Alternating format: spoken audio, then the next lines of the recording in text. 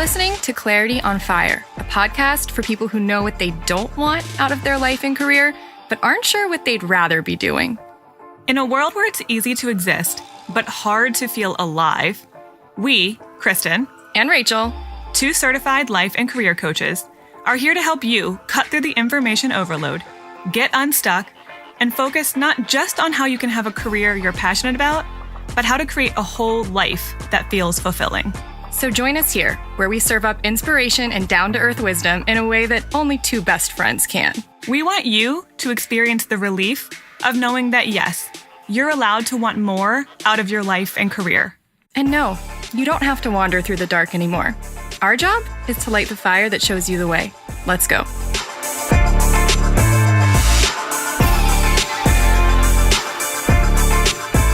Welcome to another interview with a normal person. Still one of my favorite things we do. I have a lot of people tell me that this is one of their favorite aspects of what we do, is just interviewing normal people. And I'm very gratified by that because there's no shame and no shade on experts. We love them too, obviously. I am one. We talk in to them. Certain things. We talk to them every month too. Yeah, I love them. I think them. every normal person is also an expert. That's the But problem. It just depends on what are you talking to them about. Just depends on where you're standing. Right. And where they're standing. So That's for why example, I like this. The person I interviewed today, my client Nate, he is an absolute expert when it comes to design and creative design thinking. But that's not why we interviewed him. Right? So I could have interviewed him as a design expert, but I didn't. I interviewed him as just a normal person. Who has a job and who struggles to feel creatively free and to feel like his soul is not being smothered in a traditional workplace. Yes? Yep. That's what we talked about. Okay. Well, I haven't listened to it yet, so I'm assuming that that's what it was about. I have a bio that he sent that I'm going to read. The first part, the first sentence is structured like a poem. I love it. Because, like, it has good design. Of course it does. You're right. His PDF bio he sent us has good design. Okay. So here's the poem. It's 3 stanzas. Nate is a fellow human who loves. Oh, I love it. And then here's the rest of it. He lives in Seattle, is very tall, and often spends time teaching machines to be polite. He's also often found doing his rendition of the slowly waking up dance, which I have no idea what that is, but I can imagine it. I do my own version of the slowly waking up dance. I wouldn't call that a dance. I would call that... It's not very graceful when I do it. It's not very polite either. Like most people, he's felt short and tall, happy and depressed, gay and straight, fat and thin, sick and healthy, old and young, tired and awake, popular and bullied, rich and poor, light and dark, and a good number of vague things in between. He leaves you with one of his favorite quotes. What is to give light must endure burning. Viktor Frankl. I really like that he brought some fire into this because of Clarity on Fire. And I don't know if that was slightly on purpose. I could see him having done that on purpose, but I could also just see that we have an alignment around... I think there's that. Around just liking fire and flame and light. He uses actually a really great analogy for light in the dark in our interview to demonstrate the path toward clarity, and it's not one big lightning strike moment. Oh, good. Maybe we can steal that from him for future promotional purposes. Yeah, it's a really good analogy. In fact, Nate is the king of fantastic analogies, as you'll find as you're listening to this interview. So if you're a really logical person, Nate might be a lot for you, is what I suspect. I would say colorful. That's actually a word that he used to describe. He's very colorful. A lot of his workplace, like all of ours probably, feels very beige and colorless. Mm-hmm. And he's a very colorful person, which I think we all are, right? And we're forced to mute ourselves in a lot of work environments and just a lot of social environments too. And we talk about how awful it feels to mute yourself and to not feel like you belong. So you have to be a different version, a smaller, less colorful version of yourself. So yeah, I think for the creative types out there, you're going to love everything Nate has to say. And if you're a little bit more logical, that's okay. We'll just have your mind expanded by someone who thinks very, very outside the box. Yes. in a very nonlinear fashion. He has blown my mind more times than I can say. Maybe than any other person you've ever worked with. Yeah, that's safe probably to say? True. I think that's safe to say. Yeah, he's made you rethink things that you thought were concrete. Yeah. Yeah. And he's great. He questions things about life that most of us just take for granted. It's a really cool trait of his. So I'm excited for you guys to hear his thoughts on things. Okay. We will see you after the episode. See ya. Hey, Nate. Hey, Kristen. Good morning. So I want to thank you, first of all, for agreeing to be interviewed on the tail end of a cold. I have mad respect. Yes. And I want to start out just by telling everyone that Nate is my client. I've been coaching him for a little while now. I have learned so much from him, more than he probably realizes, which is funny because it's supposed to be the other way around, and it's probably both, right? We've learned a lot from each other. Yes, both. Absolutely. But he has such a deep, just really creative mind, and he's got these fascinating perspectives on the world. So I'm just really excited to introduce everyone to Nate. And today I'm really excited to get into what it means to be a questioner. Just like someone who questions life, just doesn't accept the status quo. And Nate, I would consider you 100% a questioner now, although maybe that hasn't always been true, or I don't know, maybe it's more accurate to say that for a period of your life, you were maybe suppressing or not listening to that questioning side of yourself. I don't know. How does that resonate? Yeah, absolutely. Oh my gosh, that was totally the way I would, yeah. I wouldn't have described it that way until you just said it. And that is exactly what, yes. This is the magic of coaching with Kristen, is that she just has the right way of saying the thing that you're like, have no idea exists. And then you're like, oh my gosh, holy cow. And so then you just whip out your little iPad and you're like, don't forget this is happening in your life. And pretty soon, like, your subconscious goes to work and you're like, okay. And then the needle moves, which is nice. So thank you. Yeah. I love that way of describing coaching. The lovely introduction. Yeah. I feel I'm blushing over here, but yeah, no, it has. It's like, I didn't know that how limited, I guess, my view was. Like, it's so fascinating to look back. Just absolutely. So like, I grew up in a cornfield most of the time, like in the middle of Iowa, and in small towns that were like small. Like one town, I think the population was like 63, and another one it was like 322, and 63 people. Wow. 63 people, right? It's kind of fun, but it's kind of like, is this even a town? But it totally was a town. I mean, I think there was like a restaurant and a hardware store. Wow. And that was there. So there was also a school I went to. I was one of 4 kids in the class, and it was on a dirt road. Oh my gosh. That was exciting. Yes, for a year. So what happened, I guess, was that I sort of went with what was going on. Like, so for example, we moved a lot. I was in 3 different kindergartens, and then in another school for 3rd grade and 4th grade and 8th grade, I think. And so I just was sort of like going with, it was almost like I was letting the world take me along. And so here we go. And like, there was the day I remember with the red backpack where this big bus pulls up and smells like diesel exhaust, and the inside smells like vinyl seats that are, I don't like that smell of vinyl seats.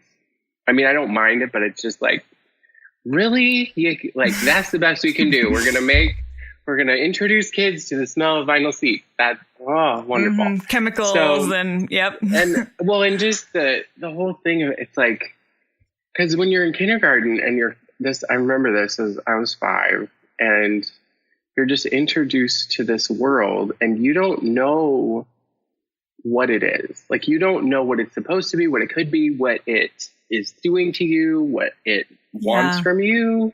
You don't know any of that. You're just like, here's the bus. It shows up. And it's sort of like a metaphor for, this is the system, get on board. Yep. And like, if I were the 5-year-old who was a little more precocious, I would have been like, this is dumb. I don't want to get on board of this. Like, and instead I was like, well, this is different and I don't really like it, but I guess this is what you do. Right. So then I just did that. And you then didn't know what else it. was even possible.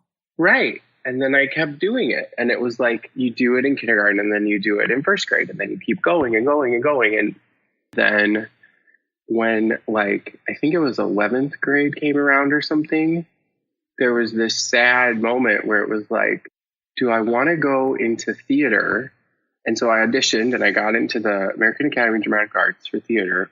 Or do I want to go down like the safer path, basically? So my mom was an artist and she's like, you need to get a degree so you can get a job. And so engineering was the other choice. And that meant like during 12th grade, it was like, you're going to take calculus instead of band. And you're going to. Which couldn't be more different. Right. But again, I didn't see it from an outside perspective. I just saw it from, I have to make this choice. And what I think happened was like, in one of the conversations with my mom, she said, I don't think you have enough grit to like make it in acting. Almost like, I don't think you want it bad enough was kind of what came through. Mm-hmm. And I think she was kind of right, but I don't know now because, you know, I didn't make that option.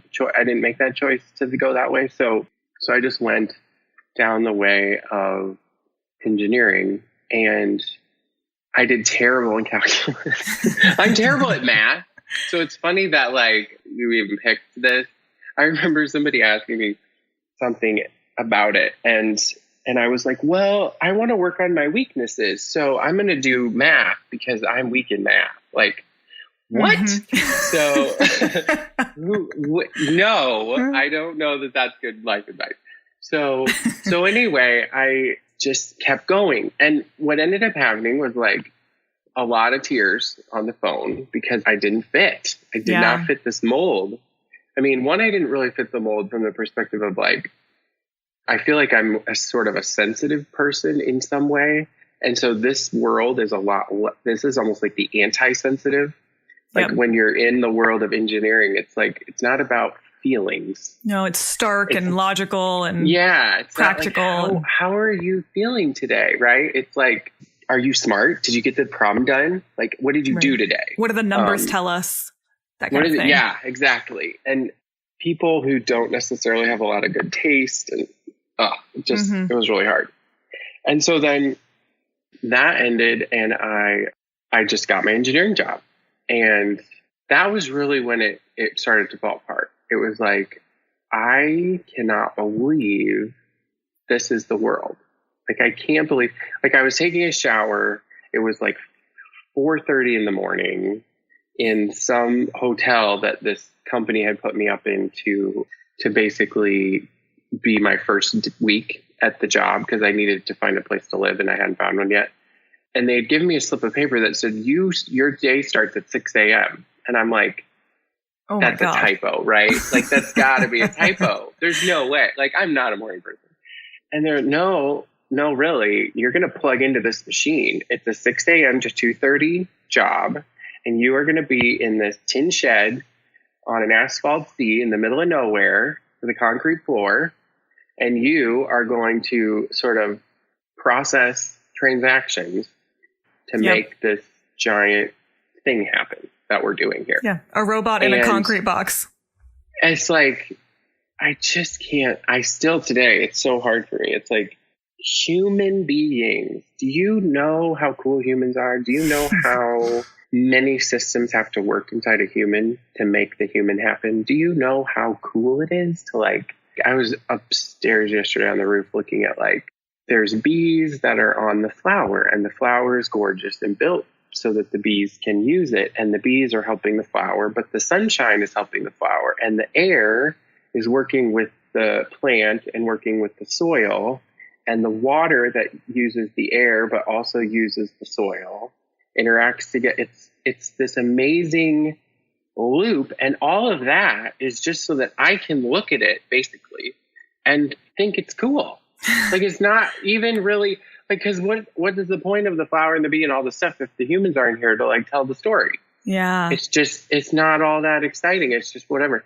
And we're so much more complicated even than a flower. Exactly. We need this sort of stimulation of the essentially high functioning system around us in order to sort of keep us healthy. And it's a weird thing that I don't fully understand, but it has something to do with the way energy works, in that, like, there is science that doesn't measure it yet. And I'm totally sure they will very soon. But there's some sort of way to look at every object and look at the care and I'm trying to think of how Johnny Ive describes it, but Johnny Ive is the head of design at Apple, and he has this amazing talk with J.J. Abrams where they talk about how an object radiates the care that went into it. And so when care is not put into an object, it's now radiating that care did not go into this object. And that lack of care, as it accumulates, Johnny Ive calls it like things that are made with a focus on price and schedule, as opposed to things that are made with a focus on quality or like care went into this. We cared about you. Yeah. And so as those things accumulate, right, because they totally accumulate. I mean, what is the building material of the floor that you're standing on right now? Like, even if you're in your car, right, it's like, well, it's like a piece of steel that's like pressed into the thing. Well, some automakers do a better job with that than others. Well, and then what's under that? Well, it's some sort of like frozen beach, probably. It's like a froze sand in a walked format and said, the beaches of California will now be everywhere. We shall spread them and we shall drive our vehicles. And so, I don't know, we end up in this world where the stuff that continues to wear us out. And so in that tin shed where I was told to do my job, I couldn't believe it. Like, this is so dramatic, and this is where my like acting thing comes from, but it's almost a bit like a solitary confinement. It's like you're saying, no, you will not have access to sunlight. No, you will not have access to clean air or trees or anything that might help you exist. No, I don't think that's dramatic at all. Right? It's just you and your computer in this confined indoor space cut off from real life. Right. That kind of is the definition of solitary confinement. Right. And there's other humans, but like there's this thing in corporate America that is really nasty, and it has to do with suspicion and like fear and suspicion. And so what starts to happen is people get very small. They can't express themselves because they're kind of afraid. It's like they're too colorful for this world. So they need to be less colorful, right? So it makes everyone else uncomfortable. The color palette used to have, or maybe it was like the Crayola pack that had 96, except for here we can only use 6. And so when you walk around and look at a bunch of 6 color people in a place that's like a -6 color box, whatever that is. There is no color. It's just beige everywhere. It's not okay. It's not okay. Yeah. And I didn't know that it wasn't okay. I knew that it didn't feel good, but I didn't know why or what that meant or what to do about it. And today, if I were to look back at that kid, so this went on for a long time. In fact, I'm still in the middle of all this journey of disastery navigation of this real world that looks nothing like the sort of institutionalizationally world, whatever that is, that like had a plan for my life. Now I'm a little more like, well, the difference is that before I let the people around me write the narrative, which that's a whole nother thing we could get into if you want to, and today I'm realizing, oh, I can do that. I can be the one writing my own narrative. And narrative is like the most powerful thing you have. I don't know that I've heard anyone ever say that or talk about it, but that is the most powerful thing you have. The assemblation of the molecules, I don't even know if assemblation is a word, but we're going to make the word. Assembly of the molecules that are you are specifically built to write a narrative. And so you can either write a narrative that like sort of is an expression of those molecules that you are, or you can let somebody else write a narrative and shut your own narrative thing off in whatever level you want. Like it could be an 80-20, it could be a 90-100 or 90-10, it could be 100-0, it could be a 50-50, whatever it is. But basically it's either you saying, I will be a this human. My favorite thing lately is like, there are these humans in the world today. Like there are humans in the world today who fly on private airplanes, right? Private jets or whatever. I want to be one of those humans. If a human in the world today can do it, I qualify. Right. I am a human in the world today. Right. If someone's doing that, why not me? Right. But that's where the switch flipped, where I was like, oh, I'm going to have to write my narrative then. Like if I want that to be a part of my narrative, then I'm going to have to write that in. And I don't even think that is in my narrative, but that's just an example of what happens.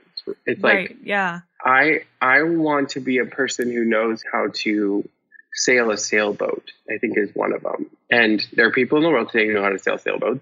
And if I go back to that guy in that factory, he would never have thought like this. He would never have thought, I'm going to sail a sailboat someday, right? He was thinking like, okay, I need to get some, coffee. Or I think at that time I was drinking like matcha tea lattes or something from the Tully's upstairs. Basically, there were coffee shops inside of this box. To keep you awake in there, to keep the robots awake in the box. Literally, yeah. Yes. Like you literally, this building will kill you.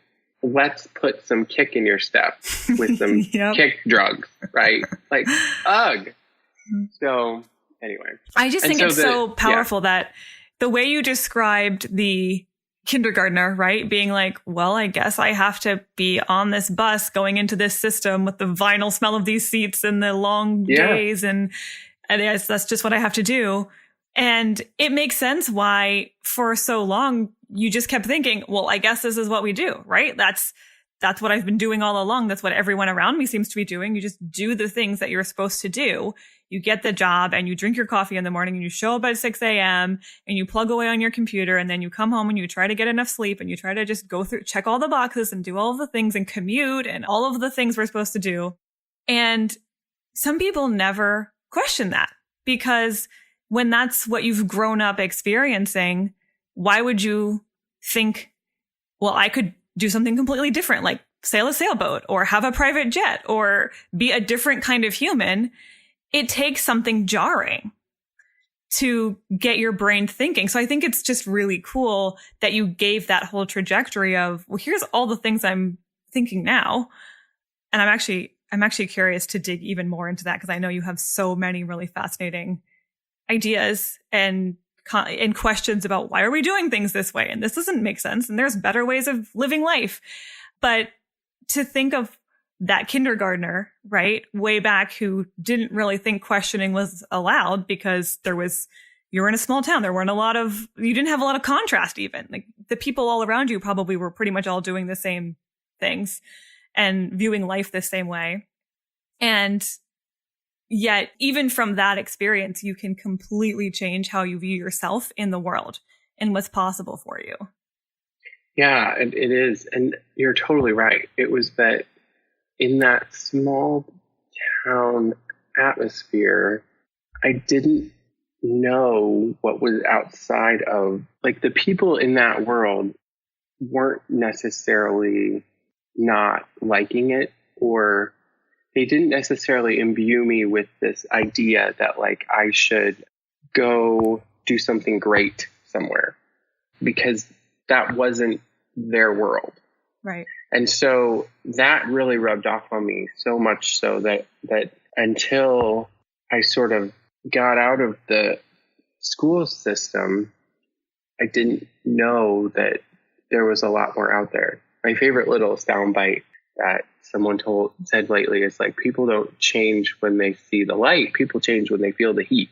Oh, that's good. Isn't that a good one? And so I just didn't get it on some level when I was in school. I don't know what about school didn't let me get it, but I just wasn't getting what I was getting into. And I think there's different types of companies. A lot of people have different stories. Some people move around between a lot of companies. Some people grow up in areas with parents. That's a huge one. Like, what were your parents like? What sort of value system did they help you have? There's a lot that can happen. It's a very colorful world with lots of people who would come from lots of different situations. But like for me, it was very much, I just really didn't get the message that like there can come a time as early as really you want. I mean, I could have at age 5 had more of a sense of, I'm going to build my narrative and I'm going to do something here. And I just, for some reason, didn't really have that. And so I'm thankful now, because I'm in my mid-30s, so I'm thankful now that the wheels are turning. I can't help but wonder, though, like, if they had started turning a decade ago or even 2 decades ago, how much further down it could have been. So well, that's really the... But I think you're right about that awesome phrase you just used, right? Which is, you can see the light from a really young age, right? And I think you're making it very clear that you've always been someone who on some level thought, why are I doing it this way? Or I don't think I like this. And so you saw the clarity of the situation to some extent, but feeling the heat is different, right? Feeling the heat is, I am personally being very negatively affected by the things that I'm seeing, and it feels bad in my body. Maybe I'm even having health repercussions because of it. And so feeling the heat takes a while. And some people, the heat is never strong enough to be motivating, right? But for you, there was never going to be, I don't think you were ever going to be able to just feel the low grade heat forever, right? You just have too much of a questioning mind and too sensitive of a experience as a human, right? Like feeling and sensing and experiencing everything deeply. I think a lot of people who seek out coaching and personal development and all of that fall into that same category.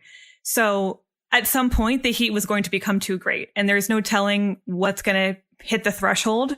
But the way you were describing how it felt to get up every morning, commute super early in the morning, fuel yourself with some version of caffeine to try to just get through the day, through your solitary confinement in that box that felt like no one had ever cared about, put care into that space. Right. It was too much. After too long of that experience over and over and over again, you hit a threshold and it was too much. And you said, I have to do something different. So tell me a little bit about that. Because you said it was kind of like a switch flipped. So tell me a little bit about that part. It was like fascinating.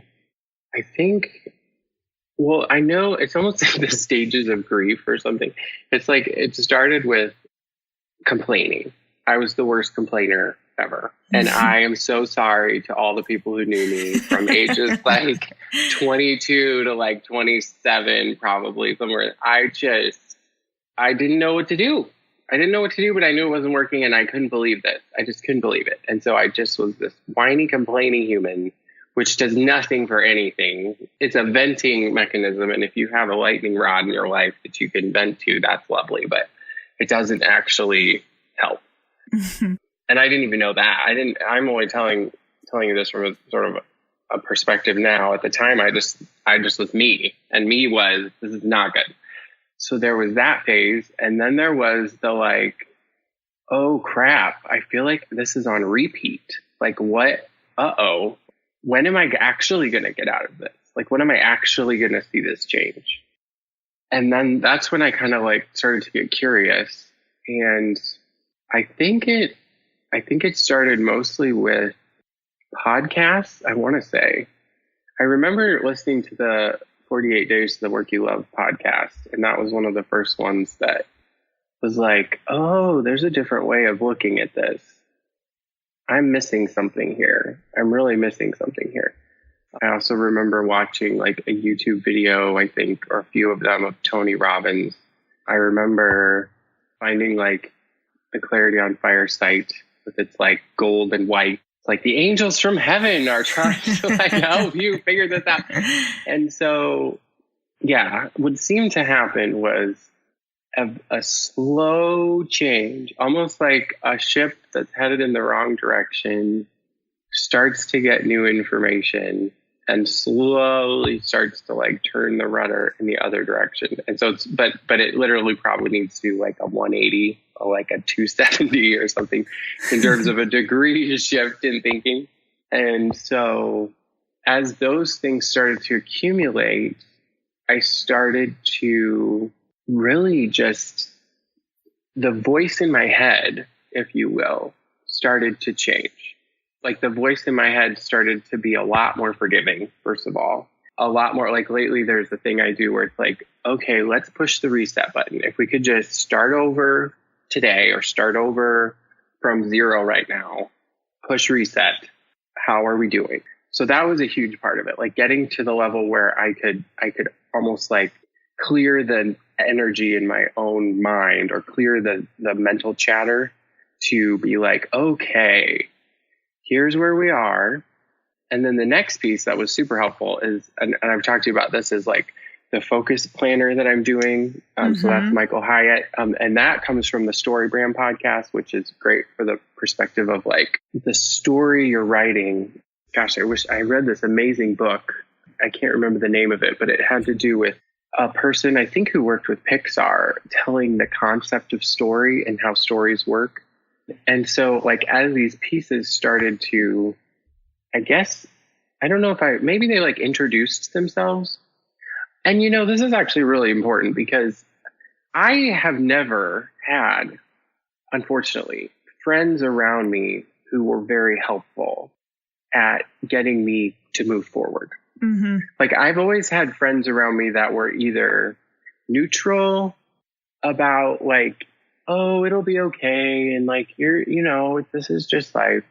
Or like, they sort of just left, like they moved on with their life. Right. But I've never had friends who were like, we need to introduce you to new information that helps you become a better person. Yeah. And I don't have a dad who does that. I don't. And so for me, the most important thing was I have to find people who are like, man, like in my head, I wish you could see my hand right now. It's like, I need to find people who are like 100,000 miles from where I am, not people who are like 2 miles from where I am. Yeah. In terms of like mental ability to see what's going on.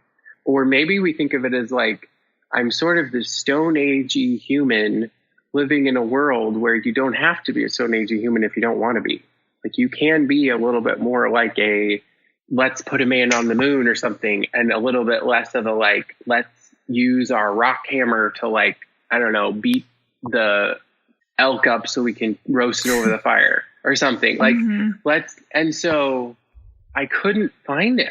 And I still today, I'm not very good at it. I don't know where those people are, but they're not around me. And so the way that I change the way that my voice in my head talks to myself and the way that I change the perspective that I have is by going on YouTube and going on podcasts and getting courses and buying books of people, or like the Science of People book that I bought. Amazing. Or it's called Captivate actually. But now when I look back, Brene Brown is another one. Oh my gosh. The vulnerability shame thing.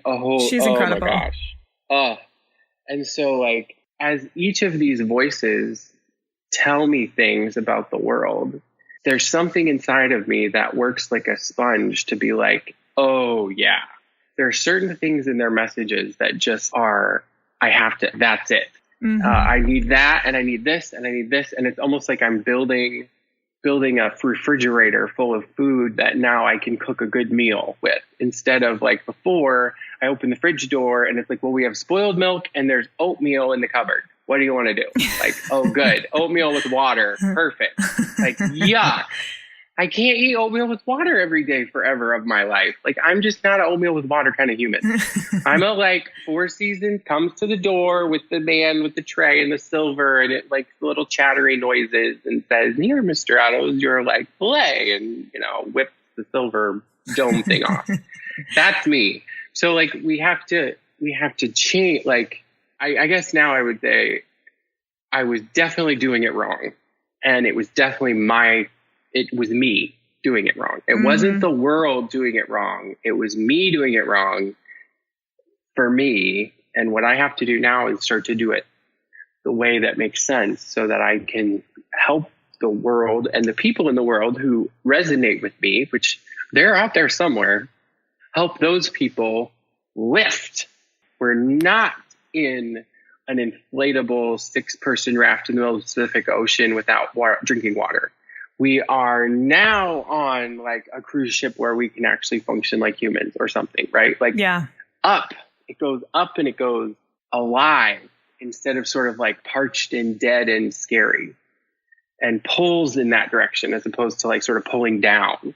Like if you're in a life raft without drinking water in the middle of the Pacific Ocean, really the only thing you're kind of looking forward to, if you're not, well, you might be looking forward to rescue, but is like, can I just be done? Can I just sink to the bottom of the ocean right now? Because at least it's moist down there. I'm dehydrated up here. Yeah. Like, and that is definitely an option, and people can choose that option. And it's a rough world, and that's a difficult story if that's your story, but that is a way you can do it. But the other thing you can do is like start to figure out like, well, where does water come from, or how do we figure this out, or what? I mean, there's got to be a way to go to a new direction here. And in some bizarre twist of the world, it's like the raft you're on starts to morph and change. And because you're questioning like, what are some innovative ways of changing this situation instead of feeling like a complete victim to the situation I'm in, which is where most people are. So I have, and you can tell me if this is, if this is how your brain was interpreting it too, but I have almost like, the way my brain is connecting the dots of what you're saying. It's like the stages of going from miserable and stuck to directed and intentional and empowered. And it starts with complaining, right? That's definitely, I think you're right. Totally. Complaining is just a symptom that you look around the world and say, this is not working, or at least it's not working for me, right? It's just acknowledging a disconnect. Now, some people get stuck in complaining forever, right? Yes. So and that's not the intention. Pain in your body. When there's pain in your body, and I love that because I've been doing some mobility work. There's some great people on YouTube, or on Instagram, Move You and Doc Jen Fit, who are really smart at, if your body's in pain, it's telling you that what you're doing isn't right. Yep. And what's crazy is the lower back pain might not have anything to do with your lower back. It's probably in your foot. It's probably the way your foot is working. And that's exactly a metaphor for what happened. It was like I was complaining and complaining. And eventually I did have a bunch of health issues. But it was totally a sign to say, hey, we're not doing this right. We're not approaching this situation correctly. The perspective that you're coming at the situation with is not accurate. It is too narrow. It doesn't have the right voices. It's not telling you the right thing. It's just not it. Yeah. And so, I love that, because it's like either you're the one complaining, or maybe it's your body complaining. Totally. Right? For me. It's like on my behalf, I'm now putting my foot down, and you will not be able to get out of bed today. Yep. Like, you're crazy, like you have to argue with your body, and you're like, oh, we're getting out of bed. I'm taking Motrin. I'm going to get out of bed. Right. And it's just like, ignore it. And it doesn't work.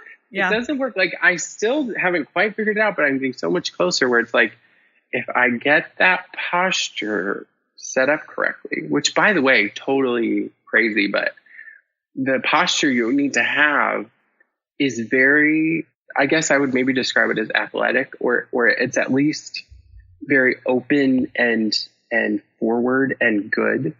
The opposite of how you feel in those offices. So in the offices, you feel hunchy and lumpy and foldy and frumpy, right? Yep. And so no wonder your body complains. Your body is right. But it's not because you're doing it to your body. It's because the interpretation that your brain is making of the environment is telling your body that that's the posture to be in. Yep. And so then you have to be able to look at that environment and feel that your body wants to do that and say, nope, we're doing this other thing.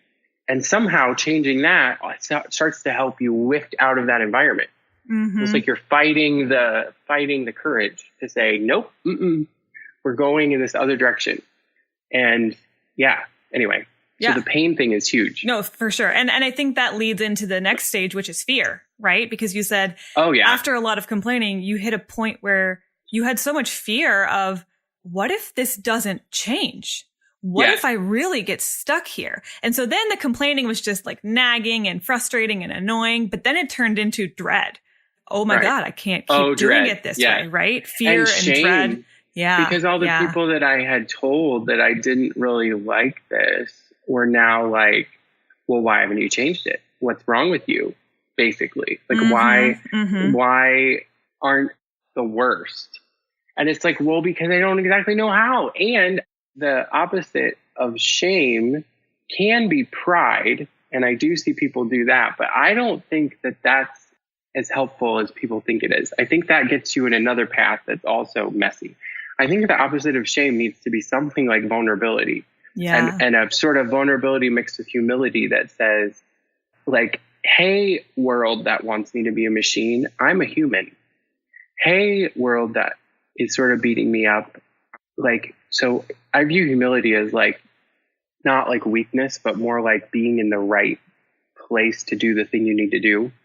That's like the best humility thing. So like, I'm built for something that needs to be there to do this. So that humility to find that place, even if it feels a little tentative and like you're tiptoeing to get there and like, I don't know, that to me feels a lot more powerful than the like alternative. Cause like pride false would be pride. Like, yeah. Cause it's not really like, I like this and I'm doing it.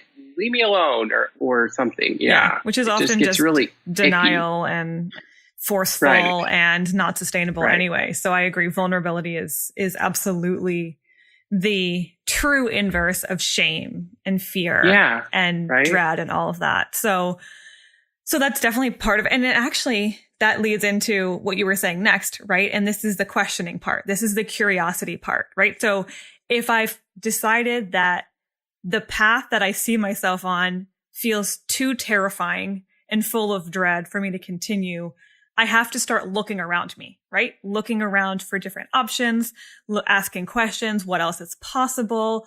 I have to get curious because if I don't, and I just put my head down and keep moving forward, I don't like where I'm going, right? And so, and I think a lot of people are really familiar with that complaining and the fear stage and don't know how to get out of it, which is why it can trap you in those stages for so long.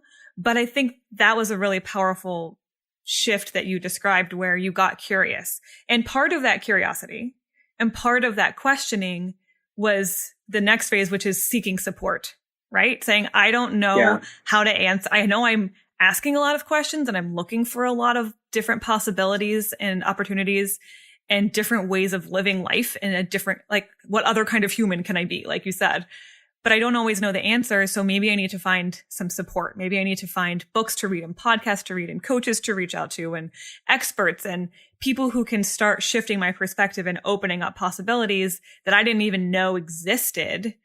And then you get to have some new beliefs and some new perspectives, right? So it's kind of the curiosity leads to seeking, right? Which leads to getting support, which leads to new beliefs and new perspectives. Right. And then you, like you said, internally you start to say, well, why couldn't I do this? Why couldn't I be the kind of human who learns how to sail? Why couldn't I be someone who starts a business? Why couldn't I be someone who does any number of things that seemed cut off to me before, or I had blinders on, I didn't even consider them. But now it's like this world of possibility opened up. And I have these new beliefs about myself, about what's possible, about life, because I asked those questions and because I didn't just accept this is how things are, put your head down and deal with it. Right. Yeah. And the like, I'm going to actually do this because I think this is really fun. But like, so I'm 6'5" because they can't see me. But like, if I get down on my knees and sort of bend over, and if you pretend that I'm in like a cave in the middle of the earth somewhere where it's dark, and I have one of those little headlamps on, it's like when the light from my headlamp is shining right down in front of me, like right in front of my knees, looking at, basically wet rocks probably is all that's down there. And you just are in that posture, looking at those stupid wet rocks right in front of you, and sort of you wiggle around a little bit on your knees. You might move around a little bit, but it's just the stuff that's right in front of you. The thing that shifts is like when you start to look up with your head and see other people in the cave with lights on, and then even people with big lights, like really like stage lights, or like a stage with lights around, like a marquee, right? You can start to say, oh crap, there's other perspectives. So then you sort of wiggle over to one guy and say like, what do you think about this? And they tell you some things, and like the two of your lights together is brighter than the little guy that you had shining on the ground. And so maybe some of the things that guy said, well, he's like, well, you got to talk to this guy over here because he's pretty good at that other thing. And so then you go over to that guy and he's got a bigger light and he's shining, and you're like, whoa, that's really good. And then you like go over and there's this big stage and there's somebody talking and you're like, well, it's kind of good, but I don't know. This isn't still quite me. I got to go. There's other stuff over here. But at least what's happening now is you're starting to build a network of lights in the dark.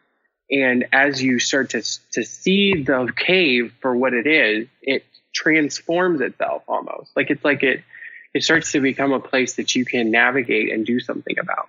Yeah. Or maybe even it does one of those crazy Disney things where it's like, and the spell is broken and we're now in a forest with rabbits and bunnies or something. But like it's just really crazy to have that level of transition from this like on your knees looking straight in front of you at something that isn't working and frustrating, complaining, and your body hurts and you're just like, ugh, to this other thing, which is like, oh my gosh, I'm going to wiggle around in this thing and I'm going to meet some people and I'm going to see what they know. And I'm going to put together some lights, some pieces on a string of ideas that then essentially starts to transform this thing into something much more useful. Yeah. Oh my, I love this analogy so much and this visual so much, because what most people want is lightning strike, right? Where they go from complete darkness to complete, like a lightning strike of like brilliant light. And then the next day, everything is different. And then bam, like we can live our lives from this perfect, wonderful place. And what you're saying is, no. It's that you have to build this up gradually for a couple of reasons. First of all, lightning strike is very dangerous, right? Oh, like, yeah. It's not always a good thing to get these great aha moments that change everything and your whole perspective shifts overnight. And then you have to readjust your whole life and, make drastic change. And that's really hard. That's the hard way of doing it. But also it's not always sustainable that way either. But if you slowly say, okay, I'm going to explore this and I'm going to check out this. I'm going to talk to this person. I'm going to read this blog. I'm going to work with this coach. right? Like you start to create your own network of lights. Then their foundation is stronger. You have more support. You can gradually ease yourself into change instead of all at once very abruptly. And the whole process can feel interesting and exciting and curious along the way. So I know I deeply personally understand the desire to just change your whole circumstances in a blink of an eye when you're miserable. But that was totally me. Yeah. I was like, somebody needs to change. I just need to change Tuesday. Yes. And it's like, no, it totally didn't work like that. And the grit that you get from the exploration is probably really valuable. But also for me, it's been a whole thing of changing my humanness. Like inside of me, there was a platform that was just sucky. Like it was just a bad platform. And like, we have these piers in Seattle where I live. And it's like, it was a pier that like half the things were in the wrong, like they were falling down and the floor had holes in it. And like, who the heck wants to walk on that platform? If you would have put that platform in like, when I was saying earlier, like if I had gone to New York City and been like, I'm going to be in plays and that would have just been a catastrophe. I feel like in terms of, the person that was inside of that needed a lot stronger foundation and sense of, perspective. We could call it consciousness. We could call it sort of waking up. We could call it whatever it is. There's an internal stability that can be built that's very honest and it's very humble. It's not this like flashy, fast, took a pill and it made me better, lost 20 pounds. And that slow refinement and building of sort of the internal, I'm seeing it as like if my spine was made of like a much stronger material, then, oh my gosh, if you have a spine that's working, that's very helpful for everything else. Like, you have no idea. Like it's a very useful piece of furniture in your body. Like, and And that is where we want to be. And then we want to take that and help other people build stronger spines, right? It's like, so then meeting people and saying, how can I help you and what can I learn from you? But it's much harder to do how can I help you and what can I learn from you when your spine's all crooked and broken and has holes in it and isn't working. Like, it's like, you can't even stand up, let alone like, and so there was something that transitioned there where it was like, I started to realize, okay, I'm getting stronger and I'm so not there yet, but like transitioning my mindset from a super judgmental right or wrong kind of a perspective that I grew up with to more of a, let's learn each day a little bit and let's not beat ourselves up too hard each day as we're learning, and let's breathe. And then the last piece that's really been helpful for me, because I'm sort of a creative that's not very organized, is like, can we remind ourselves each day of what we want to be learning so that we don't forget? Because I'm great at forgetting. I'm like literally I need the tattoo on my body that says, your name is Nate, and you, like, every morning. And so that movie, what was it? Was that Memento or something? Or the sticky notes? Yeah, I don't know. Some way of, And so using this new planner that I'm using for Michael Hyatt is like, here's who you are today. These are the things you know are important in the narrative you want to be writing. Yeah. And here's what they are for the week, and here's what they are for the quarter, and here's what they are for the year. And there's some sort of, or we talked about this too, there's a piece that comes from having a place for things so that you don't have to worry about them. Right. Like if you can say to yourself, I'm going to handle that Thursday, then every day that's not Thursday, you don't have to handle it. Right. Which is amazing, because otherwise your brain is always thinking every day of the week, well, I need to handle that, but I don't have time right now. And it feels like nothing's happening because you're constantly replaying the list of things you need to do and the changes you need to make. And it's right. So I'm actually going to link to that in our episode description. I'm going to link to that focus planner because I think that could be a really cool tool for people. And I think this really gets to the heart of like the last step in the phases that you've been describing, right? The last step is committing to change, right? Even gradually, little by little, even teeny tiny pieces each day or each week, but commitment and consistency to making the changes.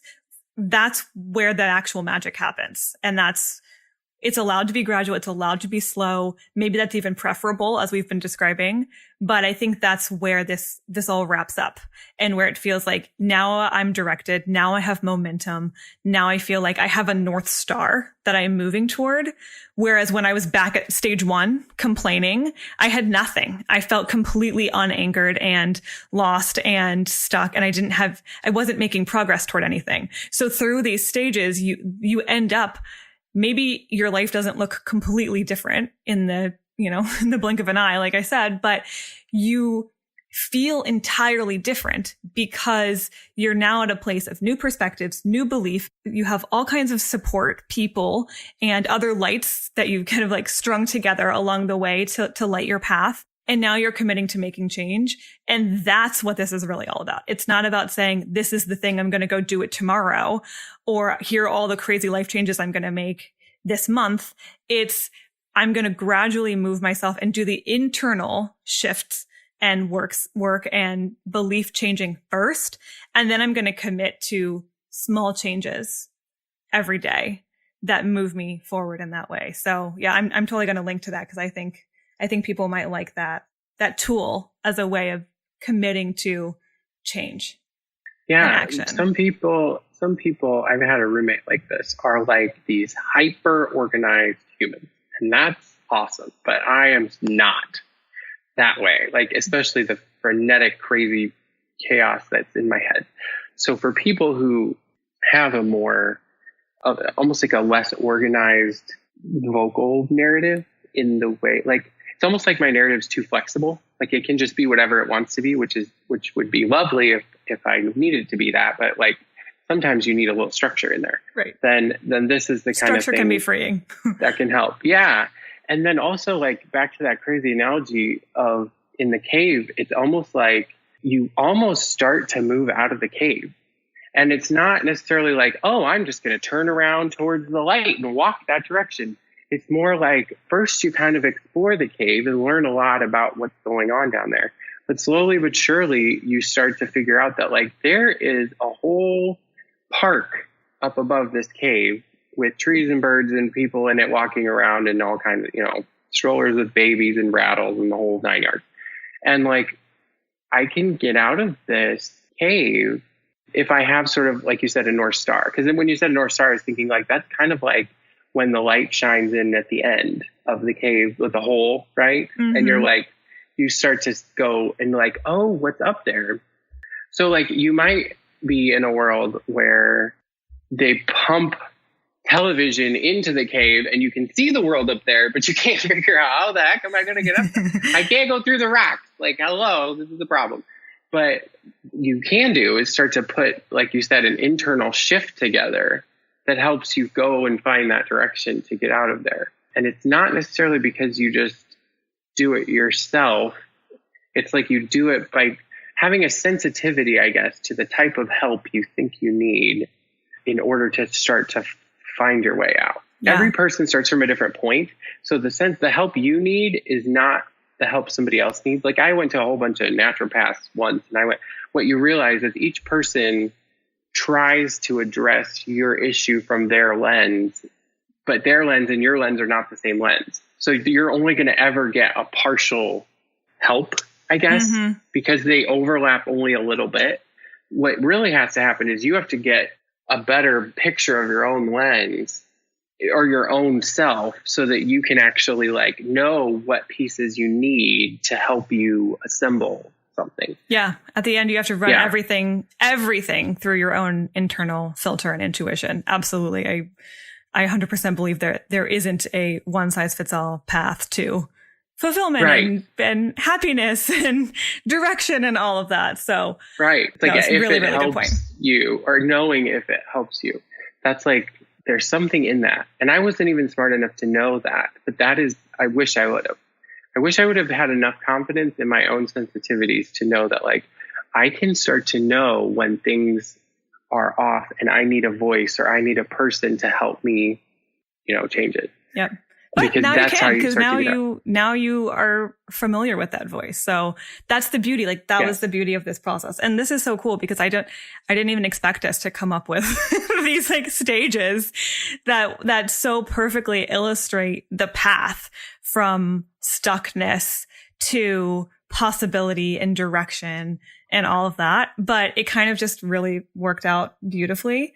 And so maybe our last caveat is, when you commit to change, run every possibility through your own internal filter and just make sure that it still feels good because you know yourself best. Everyone has an intuition and a sense of attraction or this doesn't feel right to me. And you can trust yourself through that. And I think as you move through these phases that we described, you build that within yourself too, which is kind of a cool side effect. So that was great. This was like super helpful to talk through that experience. And I think it's a really universal experience. I think a lot of people are going to relate to different phases of the kind of progression we just described. And it's cool to know what's on the other side. So I really appreciate you sharing what it feels like in all phases of this and just giving a little bit of hope to people who might still be at the complaining or fear stages, which is really normal. Which is, probably some of you are at the seeking support stages. That's probably why you're listening to this podcast in the first place. But totally. There's even more and better beyond that. And so I really appreciate you just talking us through your journey and your idea and perspectives. And it's been really awesome and fascinating. So thank you so much for that. Yeah. And thank you guys so much too, right? For helping me figure this out. Like it's just so cool when people can come together and like move things forward. Like it's the opposite of when people come together and like move things backwards. That's sort of what I feel like sometimes if I watch like the news on TV, which I never do, but like, it's like, oh boy. But there's the opposite of the news, which is like, let's do something, let's be called in a good direction and move that forward and see growth in life. And, it's like either gardening or carpentry. Those are the two things everybody should be doing. So like, are you growing something or are you turning to something that grew into something gorgeous? Like, let's do that as opposed to like spreading a bunch of pesticides or something that's not helping the situation very much. So, well, I'm very happy to have been one of your headlamps in the dark cave along the path. Totally. I love it. Well, thank you so much, Nate. This was really great. Yeah. And I would love for anyone who wants to share how this experience resonates for them, or maybe tell us which stage you're in of the going from numb and stuck to directed and empowered kind of progression that we described. Like, let us know where you are, because I think we all are at different stages at different times of life. So it's all normal. So thank you again, Nate. This was awesome. And I'll talk to you again soon. Thank you. Sounds good. Sounds wonderful. Thanks again. Bye. Thank you to Nate for being the first guy. Oh, that's true. We interviewed on our podcast. Yeah. It's kind of funny. I didn't even think about that we've gone this long without interviewing a guy, but we did. And that's fine. True. I like women. I'm predisposed to like women. Well, that makes sense. I mean, come on, Nate is awesome. And I would say we coach more women than men. That's for sure. So that's probably for sure. why. Like probably 5 to 1, at least, women to men. Yeah. If not more than that. But anyway. So how long have you worked with Nate? A long time, like 6 months, a year, somewhere in between there? Somewhere in between there. So in that range. What was he, like, just really quickly, like, what was he, I'm sure he says, I haven't listened to this interview yet, obviously. I'm going to go back and listen to it once it's like published. But what was he like at the beginning before he was kind of more self-expressed and feeling more colorful? He's going to find it so interesting to hear me share this. Hear your perspective on it? I would say he had a lot more fear about change. He knew he wanted to make changes, but the fear was deafening. And because he was in a more like rigid kind of conservative environment, and he's neither of those things in his character. And it was really hard to try to fit in that box. Like amputating pieces of yourself to fit into a box. Yeah. And I will say, I think most people are like this. There's a few people who just, are burn the boat people and just rapid, intense change right away. But he's more like most people. He was cautious. Where, they want to take it a little slower and a little more steady. And he needed accountability. Accountability, yes. I think most people do work best with accountability. Okay. But yeah, he was just a smaller, more fearful version of himself, which is where a lot of people start when they come to coaching. Yeah. And it is a really expansive process to go through. Yeah, it's just, I ask because it's hard to, I think that on your own, it can be easier to get a concrete result. Like, I am going to apply for 10 jobs a week until I get 8 jobs. I mean, you could do that and you could kind of keep to a schedule. But when your goal is a little bit more free-flowing and intangible, such as I want to live a more fulfilled life, or I want to be a better version of myself, or I want to get unstuck, but I have no idea what that means, or I don't want to be confused anymore, on and on and on. It's really hard to know how to actually implement that. And that's what coaching is for. And that's what you did with Nate. That's what we do for everybody. So bring this up because July is a good time to consider coaching. Things slow down a little bit for us in the summer in a good way in many ways, because sometimes it's hard to breathe other months. So it's a good time. If you've been like considering it and you needed a bit of a nudge or a sign, maybe this is it. Yeah. So if you want to chat with us, we will leave a link to our one-on-one coaching page in the episode description, or you can just go to clarityonfire.com, go to the Work With Us tab, and one-on-one coaching is there. There's a quick form you can fill out if you're interested in talking about the possibility. You don't have to know that you want to do it for sure. It's more of a, I'm serious enough to really have a conversation and see if this is right for me. And we talk to anyone who's seriously interested in getting started. So you don't have to know before you get on the phone with us. We'll talk with you to make sure it's the right thing for you. Yeah, we're not here to convince you. We actually don't pairing and it's the right time. Yeah. You have to be convinced yourself, but we'll help you figure out what's right for you. Yep. So if you want to talk to one of us about the possibility, check out the link in the episode description and we'll get on the phone with you. And we will see you on Tuesday with a blog. I want to say it's from me. I think it's your blog. But I think it also might be yours.